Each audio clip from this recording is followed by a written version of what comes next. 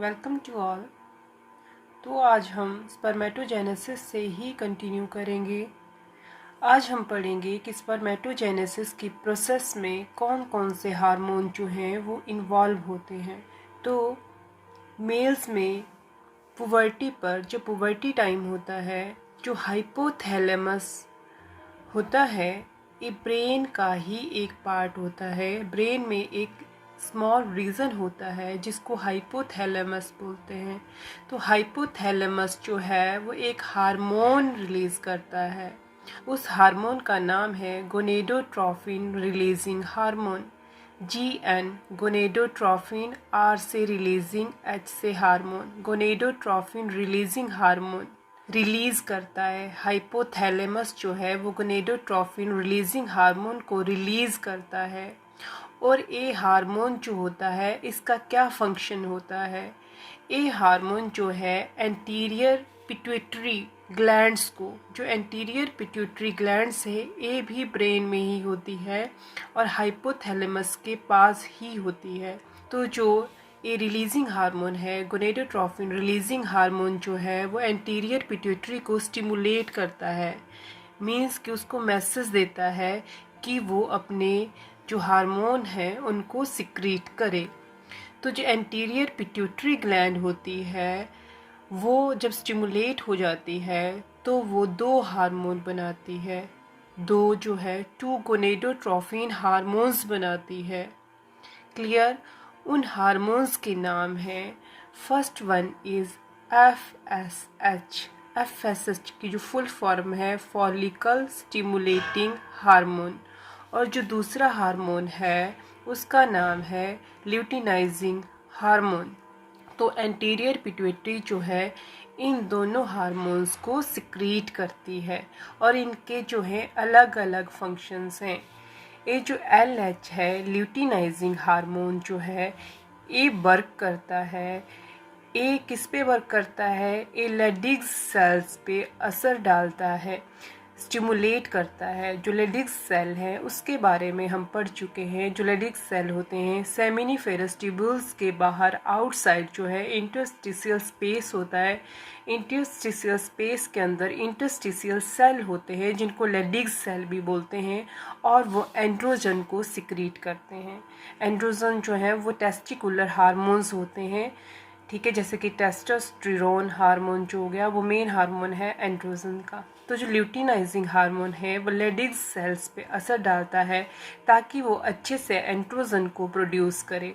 और एंड्रोजन में जो मेन हार्मोन है वो है टेस्टोस्टेरोन, जिसको मेल हार्मोन भी बोलते हैं। और इसका फंक्शन क्या है? इसका फंक्शन होता है जो मेल के जितने भी करैक्टर्स होते हैं उनकी मस्कुलर बॉडी हो जाती है, पुबिक हेयर आ जाते हैं, उनकी वॉइस जो है वो हैवी हो जाती है। जो भी मेल्स के करैक्टर होते हैं, सेकेंडरी सेक्सुअल करैक्टर होते हैं, उनको ये जो है इसकी वजह से होते हैं, एंड्रोजन्स टेस्टोस्टेरोन की वजह से होते हैं। और इसका जो मेन काम है वो स्पर्मेटोजेनेसिस को जो है, ये स्पर्मेटोजेनेसिस की प्रोसेस को जो है वो अच्छे से हो जाए उसमें ये हेल्प करता है। स्पर्मेटोजेनेसिस स्पर्म बनने की जो प्रोसेस होती है उसको ये असर डालता है, उसको, ताकि वो अच्छे से स्टिमुलेट हो जाए। क्लियर?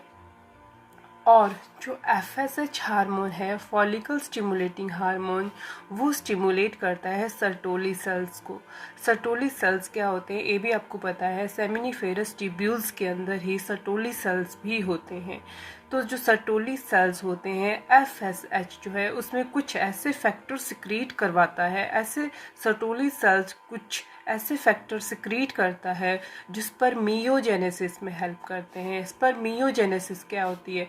जब स्पर्मेटिड से स्पर्म्स बनते हैं उस प्रोसेस को बोलते हैं स्पर्मियोजेनेसिस। तो FSH जो है वो सर्टोली सेल्स को स्टिमुलेट करता है ताकि वो कुछ ऐसे फैक्टर सिक्रीट करे ताकि वो स्पर्मियोजेनेसिस की प्रोसेस को जो है वो इंक्रीज कर दे, उस प्रोसेस को, ताकि वो अच्छे से हो जाए। जो LH है, ल्यूटिनाइजिंग हार्मोन है, वो लेडिग्स सेल पे जो है उसको स्टिमुलेट करता है ताकि वो अच्छे से एंड्रोजन्स बनाए। एंड्रोजन्स ग्रुप ऑफ हार्मोन्स होते हैं, उसमें जो मेन होता है दैट इज़ टेस्टोस्टेरोन, जो मेल हार्मोन होता है, ताकि जो स्पर्मेटोजेनेसिस है वो अच्छे से हो जाए और जो भी मेल के करैक्टर्स होते हैं वो अच्छे से उनमें आ जाएं, उसमें हेल्प करता है। और जो FSH है वो सर्टोली सेल्स को स्टिमुलेट करता है ताकि स्पर्मियोजेनेसिस की जो प्रोसेस है वो अच्छे से हो जाए। तो फिर से जो हाइपोथैलेमस है वो गोनेडोट्रोफिन रिलीजिंग हार्मोन को सिक्रीट करता है।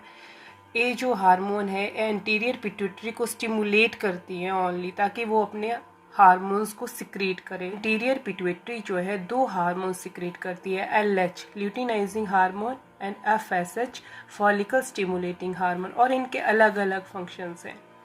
LH लेडिक सेल पे असर डालता है ताकि ये लेडिक सेल जो है एंड्रोजन्स को, टेस्टोस्टेरोन हार्मोन्स को, एंड्रोजन्स को अच्छी तरह से सिक्रीट करे और स्पर्मेटोजेनेसिस की प्रोसेस में सपोर्ट करता है, हेल्प करता है। और इधर FSH है फॉलिकल स्टिमुलेटिंग हार्मोन्स, वो सर्टोली सेल पर असर डालता है ताकि जो स्पर्मियोजेनेसिस है वो अच्छे से हो जाए। Spermatogenesis starts at the age of puberty due to significant increase in the secretion of gonadotropin releasing hormone, that is GnRH। Spermatogenesis जो है, स्पर्म बनने की जो प्रोसेस है वो पुबर्टी पे स्टार्ट होती है। क्यों स्टार्ट होती है पुबर्टी में? क्योंकि उस टाइम पे जो गोनेडोट्रोफिन रिलीजिंग हार्मोन्स होता है वो सिक्रीट होना स्टार्ट हो जाता है। This if you recall is a hypothalamic hormone. आपने +1 में पढ़ा है जो गोनेडोट्रोफिन रिलीजिंग हार्मोन है वो हाइपोथैलेमिक हार्मोन है, मीन्स उसको हाइपोथैलेमस जो है वो सिक्रीट करता है। The increased level of GnRH, जो गोनेडोट्रोफिन रिलीजिंग हार्मोन का लेवल जब इंक्रीज हो जाता है, then acts at the anterior pituitary gland and stimulate secretion of 2-gonadotropin luteinizing hormone, that is LH, and follicle stimulating hormone। जब gonadotrophin releasing hormone का level increase हो जाता है तो एंटीरियर पिट्यूटरी ग्लैंड्स को ये स्टिमुलेट करता है ताकि वो दो गोनेडोट्रोफिन हार्मोन्स को सिक्रेट करे। तो एंटीरियर पिट्यूटरी जो हार्मोन बनाती है that is luteinizing hormone LH, और second one is follicle stimulating hormone that is FSH। अब इनके फंक्शंस हैं। LH जो है luteinizing hormone acts at the Leydig's cells, Leydig's cell पे एक्ट करता है and stimulate synthesis and secretion of androgen, और एंड्रोजन की सिक्रीशन में हेल्प करता है।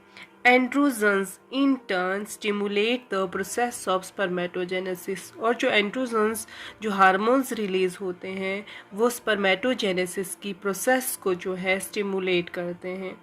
और जो सेकंड हार्मोन है FSH follicle stimulating hormone acts on the, वो एक्ट्स करता है सर्टोली सेल पे and stimulate secretion of some factor which help in the process of spermiogenesis। FSH जो है वो सर्टोली सेल पे एक्ट करता है और उससे ऐसे कुछ फैक्टर जो हैं सिक्रीट होते हैं जो स्पर्मियोजेनेसिस की प्रोसेस में हेल्प करते हैं। स्पर्मियोजेनेसिस ऐसी प्रोसेस जिसमें जो स्पर्मेटिड्स होते हैं वो स्पर्म्स में जो है ट्रांसफॉर्म्स होते हैं, उस प्रोसेस में FSH जो है वो हेल्प करता है। तो ये अब स्पर्म का स्ट्रक्चर है, इसके बारे में मैं आपको बता देती हूँ।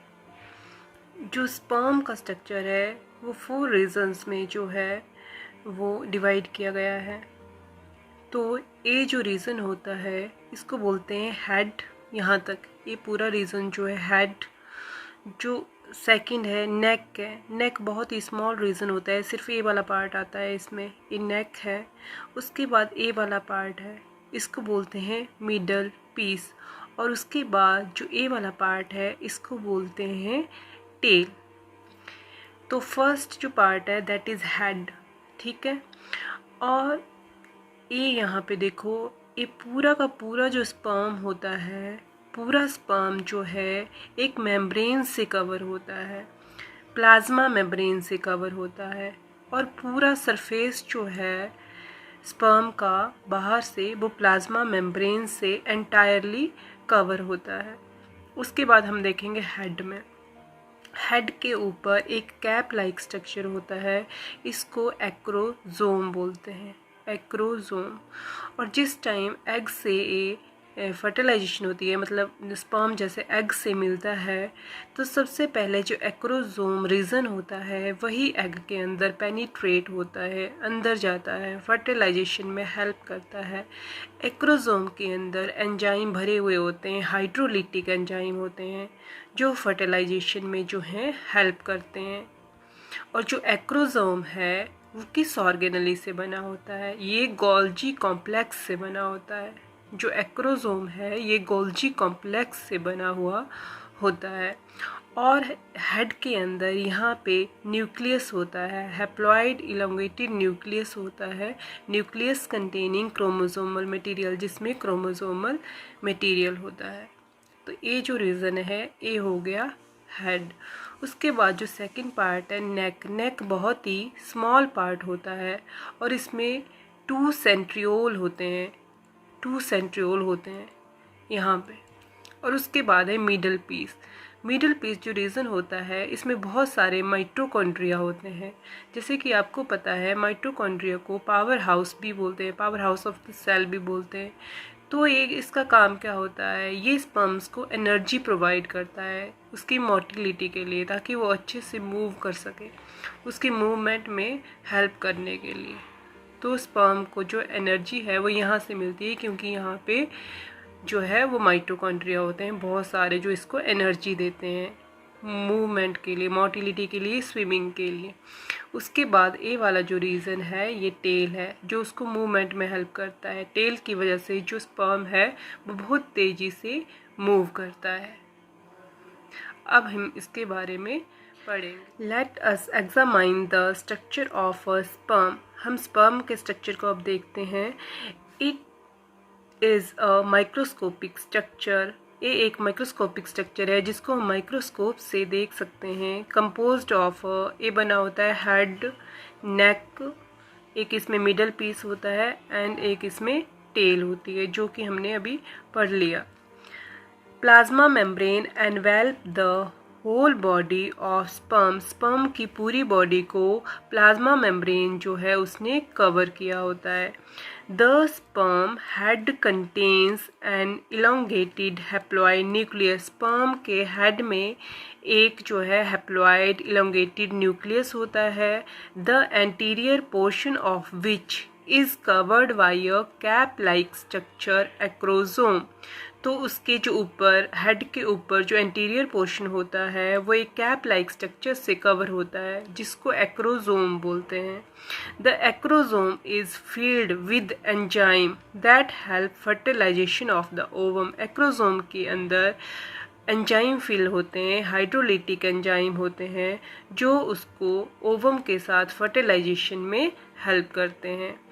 द मिडल पीस, जो मिडल पीस होता है पोजेस न्यूमेरियस माइटोकॉन्ड्रिया। उसमें बहुत सारे माइटोकॉन्ड्रिया होते हैं which produce energy for the movement of tell.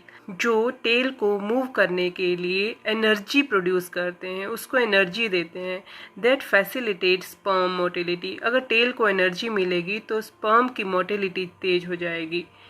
ठीक है, स्पर्म जो है बहुत तेज़ी से जो है मूव करेगा, जो कि फर्टिलाइजेशन के लिए ये जो चीज़ होती है मोटिलिटी, ये बहुत ज़्यादा असेंशियल ज़रूरी है।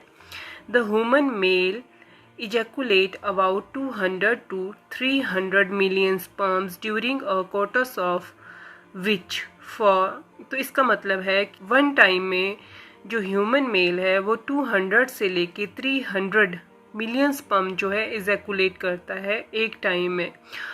तो नॉर्मल फर्टिलिटी के लिए एटलीस्ट उनमें से जो 60% हैं स्पर्म, उनकी नॉर्मल शेप होनी चाहिए और साइज़ होना चाहिए। 60% का नॉर्मल शेप एंड साइज़ होना चाहिए और एटलीस्ट 40% उनमें से जो है उनमें बहुत ही तेज़ मोटिलिटी होनी चाहिए।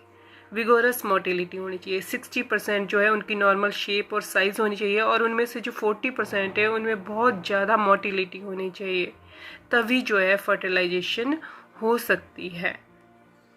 Sperm release from the seminiferous tubules, seminiferous tubule से जो स्पर्म है जब बन जाते हैं तो रिलीज हो जाते हैं, are transported by the accessory ducts के थ्रू जो है वो ट्रांसपोर्ट हो जाएंगे।